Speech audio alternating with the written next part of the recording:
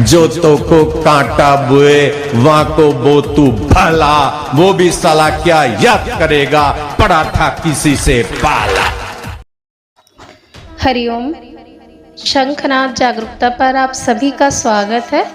आशा करती हूँ मेरी ये छोटी सी कोशिश, मेरा ये छोटा सा प्रयास आपको पसंद आ रहा होगा। यदि आ रहा है तो शंखनाद की गूंज को देश के हर कोने तक पहुँचाएं।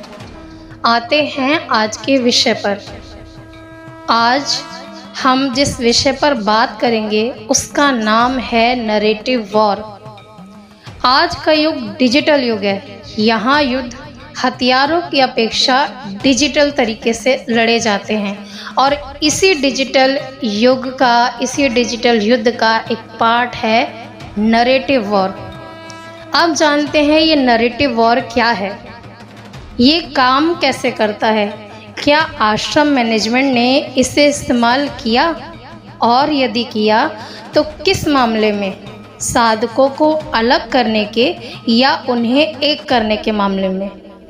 इसका इस्तेमाल करने से क्या पूज्य बापूजी की छवि में कोई सुधार आया, समाज के सामने या सत्य आया? यदि नहीं तो क्यों? ये सारे सवाल इसी शब्द से जुड़े हुए हैं।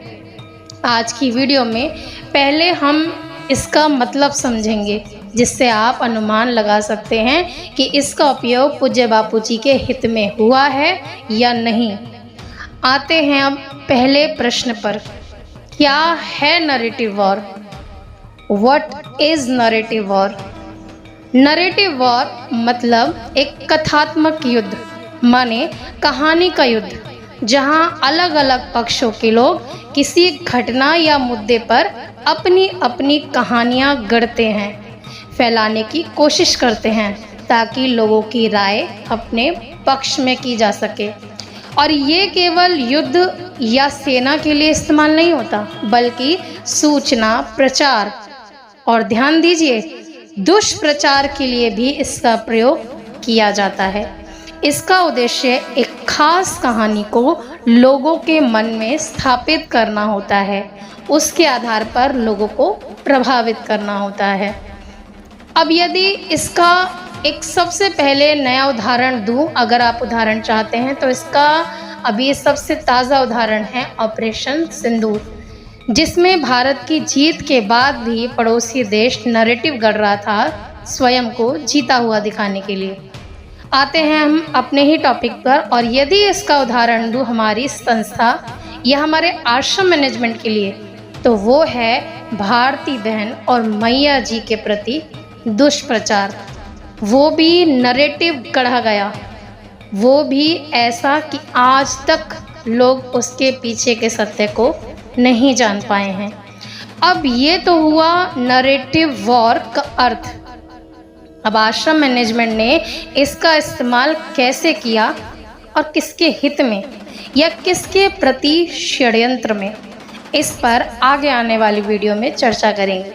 मेरा विश्वास है कि आप लोग इस नरेटिव वॉर के मतलब को समझ पाए हैं और इसकी उपयोगिता या इसका इस्तेमाल भी।